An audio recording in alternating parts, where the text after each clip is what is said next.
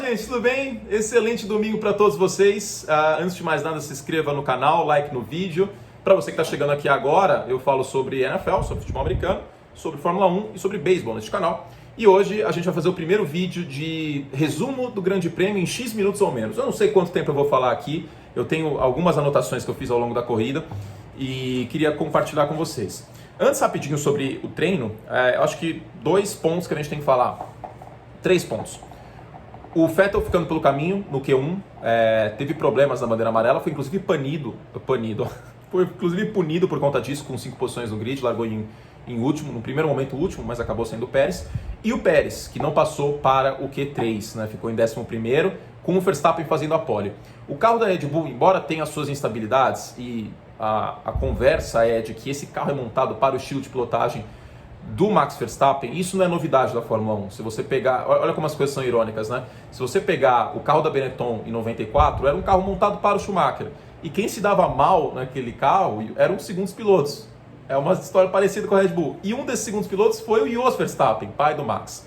Mas é um carro que ele é muito arisco e a gente vê que esse assento 2 da Red Bull é amaldiçoado, mas não é uma maldição pura e simplesmente, é que é um carro difícil. E esse carro, ele não está tão difícil como o ano passado. Por isso a experiência do Carlos Pérez, misturei o Carlos Sainz com o Sérgio Pérez, do Checo Pérez, é tão importante, né, por conta do ritmo de corrida dele. Mas no treino não foi aquela coisa, ficou em 11º e deve ter sido uma noite difícil para o Pérez. Deve ter sido uma noite bem difícil. Ver o Verstappen pole, primeira corrida dele na Red Bull, primeira corrida dele numa equipe de ponta, que ele briga por vitórias constantemente em algum tempo. Ele teve a passagem na McLaren, mas a McLaren começando a entrar naquele declínio já. Então, que graças a Deus passou, né? A McLaren agora terceiro lugar no Campeonato de Construtores. E acho que sobre o treino que eu queria falar é isso. Mas o que eu queria pegar é o seguinte. Aquela grande dúvida, tipo, a Mercedes realmente está um pouco mais frágil, como que vai ser o campeonato? Eu acho que já foi um pouco sanada. Tem muito campeonato pela frente, tem 22 provas pela frente, mas o grande take dessa primeira corrida é: temos um campeonato pela frente. É isso, não vamos ter uma baba. Podemos ter o campeonato mais disputado desde 2016. Quando o Rosberg e o Hamilton disputaram corrida a corrida. O Rosberg fez um início fantástico de campeonato, ganhando várias corridas em sequência para começar o ano. Depois o Hamilton deu uma alcançada, o Rosberg foi campeão e aposentou. Desde a aposentadoria do Rosberg, a gente tem um campeonato... vamos focar no terceiro lugar, que é o que dá para focar.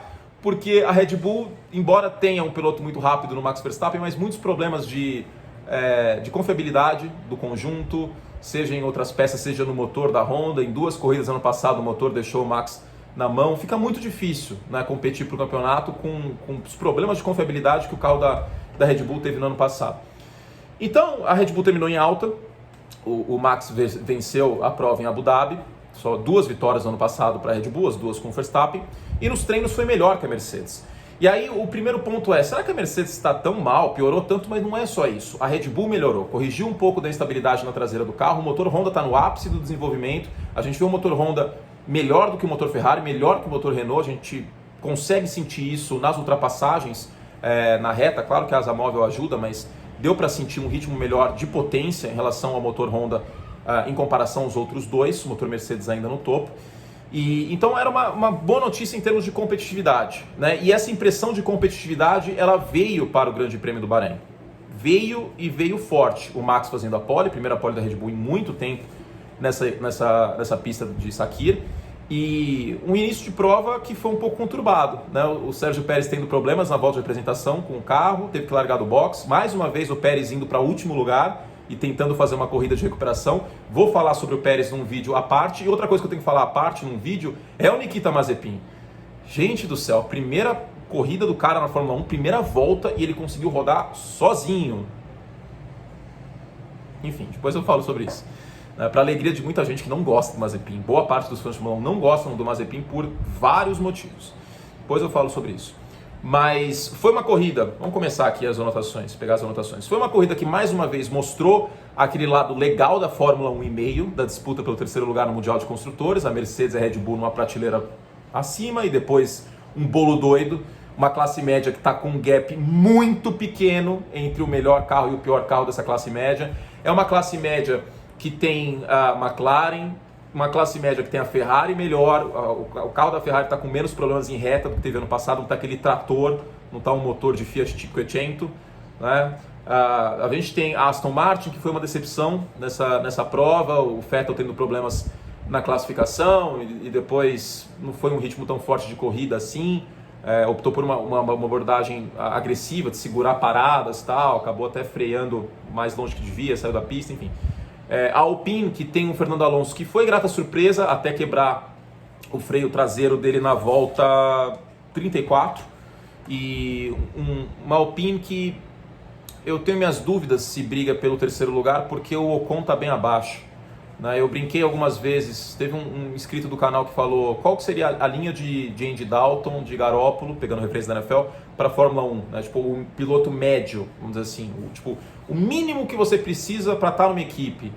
E aí eu falei que era o Esteban Ocon, mas esse início não foi nada bom do Ocon, né? Tomou tempo do Alonso, que estava fora da Fórmula 1 há algum tempo, é bicampeão do mundo, tem que respeitar, mas o Ocon, eu tinha uma expectativa tão grande com ele, e aí ele ficou aquele ano fora como piloto de testes da Mercedes, depois ano passado não teve um bom desempenho com o Ricardo na mesma equipe, agora com o Alonso também no início fraco.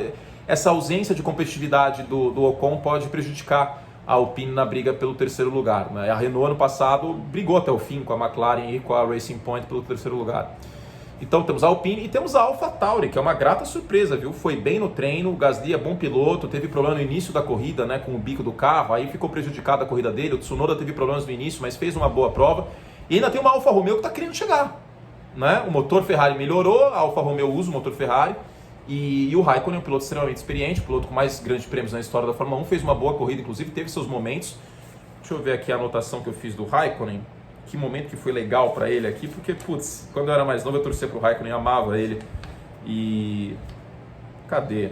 Não anotei, mas eu tuitei. Falei, meu idoso Kimi tá voando. Agora eu não achei.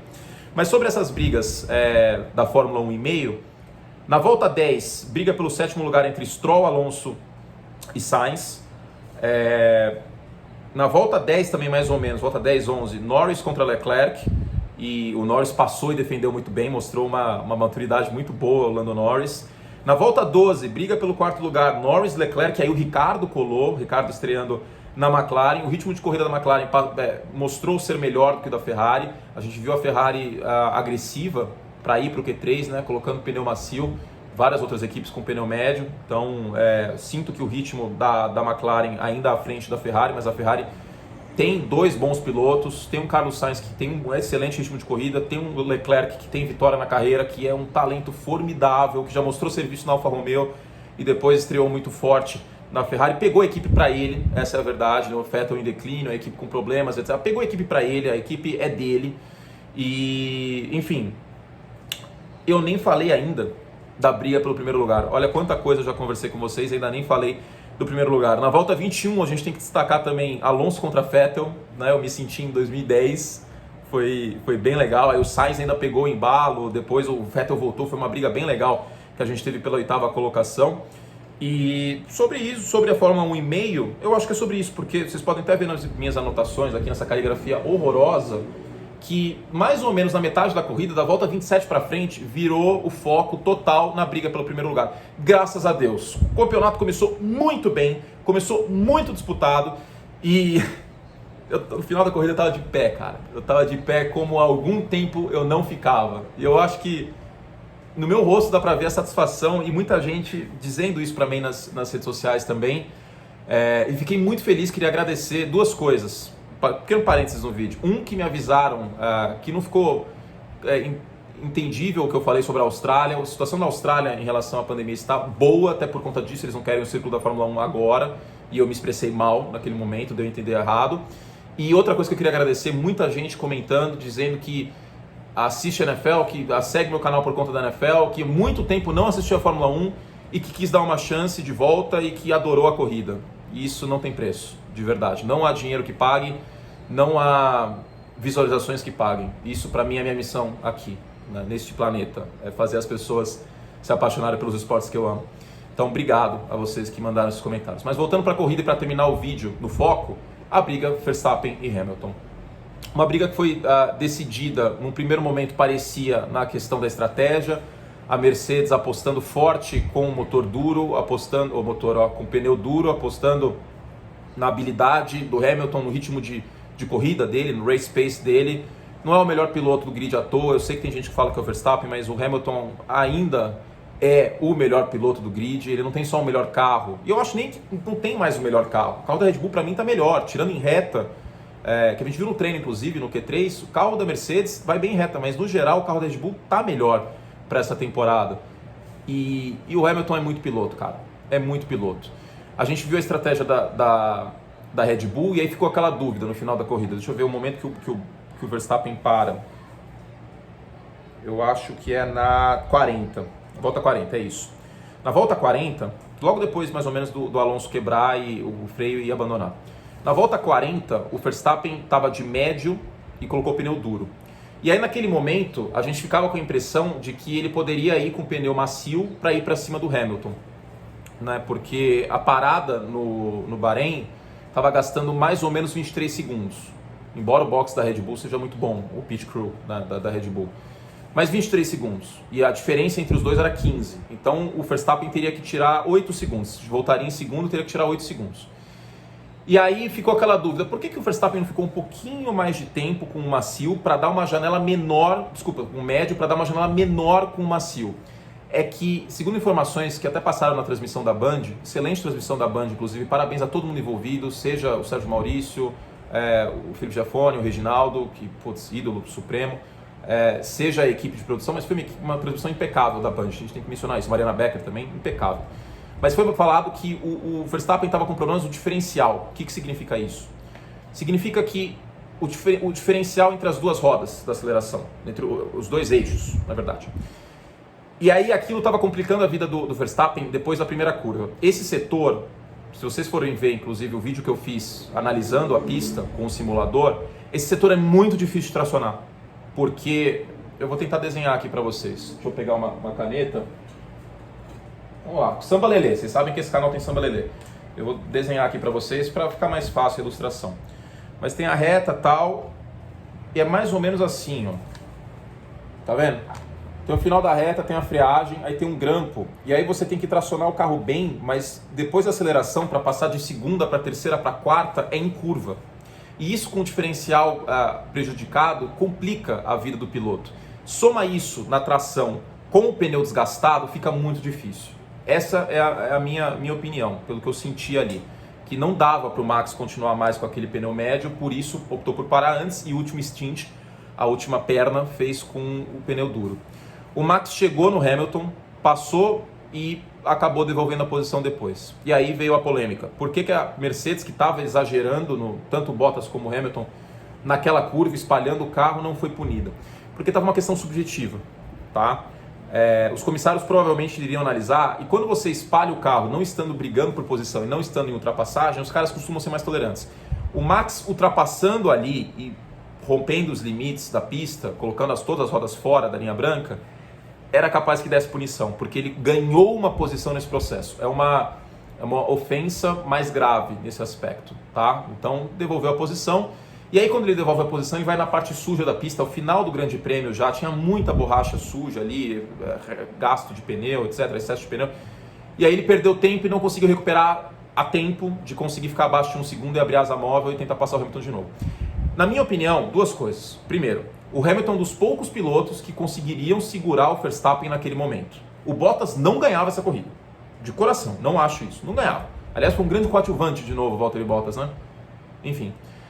Segundo ponto, o Max foi afobado. Na primeira oportunidade que o Verstappen tem, ele costuma jogar o carro eu gosto disso no Verstappen, né? Tem aquela frase clássica do Senna que if you don't go for a gap, se você não vai por uma vantagem, você não é mais um piloto. Mas neste momento, não precisava o Verstappen fazer isso. Por quê? A gente estava com muito vento nessa prova. E o setor ideal para uma ultrapassagem seria abrir a asa na reta, porque o Hamilton não estaria com a asa aberta, e o Verstappen sim, e aí você passa no final da primeira curva. E o Verstappen quis passar numa curva mais difícil, né, de tracionar o carro depois, de ficar dentro dos limites, acabou devolvendo a posição, e com isso o Hamilton depois defendeu muito bem, tem muito mérito do Hamilton. Por quê? Mais uma vez, o argumento Lewis Hamilton vence só porque tem o melhor carro, ele vai por terra. Porque o Hamilton estava com um pneu mais gasto e mais velho do que o Verstappen e conseguiu defender. E é muito difícil você olhar no retrovisor com o Verstappen tirando meio segundo por setor, não é que ele estava tirando meio segundo por volta, por setor, chegar, encostar e você conseguir defender as voltas finais. Foi uma corrida incrível, como eu disse, eu fiquei de pé no final e fiquei emocionado porque tem campeonato. As coisas podem mudar, claro, ao longo do ano, a gente tem que tirar o chapéu para a Mercedes, que tem uma excelente fábrica e vai fazer ajustes com certeza ao longo do ano. Mas vale lembrar que a gente tem grandes ajustes, um limite por conta das fichas de desenvolvimento, 2 por equipe, e também pelo teto de gastos, né? Então, a Liberty Media, que comprou a Fórmula 1, que é uma empresa americana, ela está trazendo alguns conceitos, tanto do automobilismo americano, a gente está vendo mais safety cars por prova, o que eu gosto, porque junta os pilotos e impede que a gente veja aquilo que a gente via na época da Ferrari dominando com o Michael Schumacher, que era toda a corrida o Schumacher ganhando por 40 segundos. E também a questão do teto de gastos, que é uma coisa comum nas ligas americanas. NBA e MLB tem, mas você pode passar do teto e aí você gasta uma taxa. E a NFL tem o teto de gastos rígido. E isso eu acho que só tende a ajudar. Se o campeonato já está incrível nesse início de ano, imagina no que vem, hein? Com teto de gastos, com as mudanças aerodinâmicas que vão deixar o ar menos sujo, né, para o piloto que está atrás. Então a gente deve ver até mais brigas por posições. Cara, foi muito legal mesmo.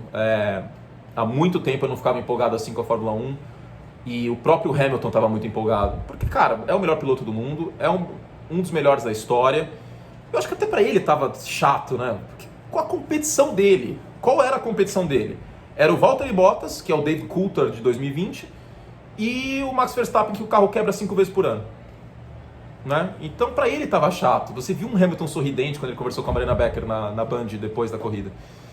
E é isso, temos um campeonato. Que delícia, que delícia.